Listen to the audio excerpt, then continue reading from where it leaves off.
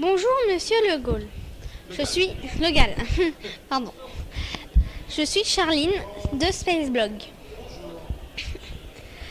C'est quoi être président du CNES?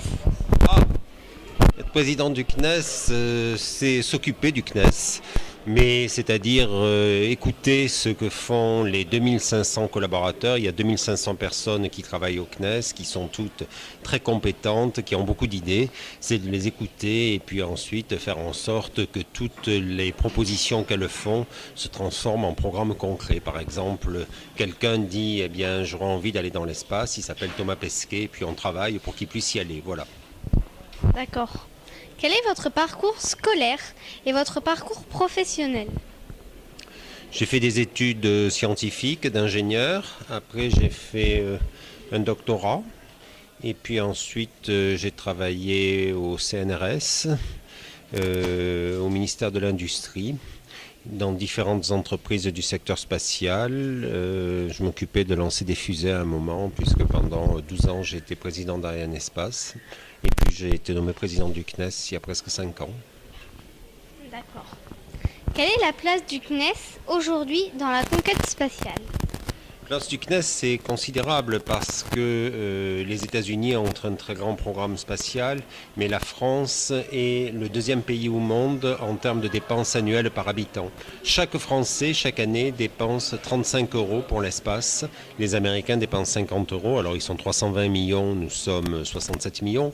Mais donc, la France est une très grande puissance spatiale et grâce au CNES qui fait le meilleur usage de cet argent. Alors, on fait des fusées, on fait de la science, on fait de l'observation de la Terre, des télécommunications, des programmes militaires, mais in fine, ça fait que la France est une très grande puissance spatiale.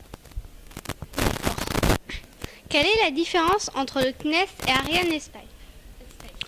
Ariane Espace est une société privée qui commercialise les fusées Ariane, donc qui vend des lancements.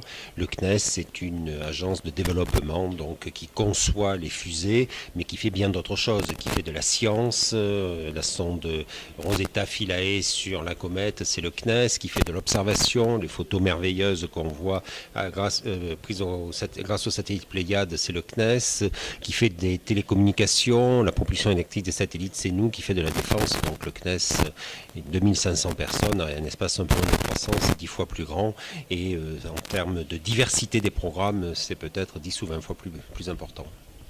D'accord. Pourquoi le CNES est-il partenaire de Ciel sur Corde? Parce que le CNES est un grand employeur de la région Occitanie. 72% de notre effectif, c'est-à-dire plus de 1800 personnes, travaillent au Centre spatial de Toulouse. Et donc le maire de Cordes-sur-Ciel, Paul Quilles, aime beaucoup l'espace. Il y a quelques années, il a été pendant près de 5 ans ministre en charge de l'espace. Donc il a voulu faire cette manifestation.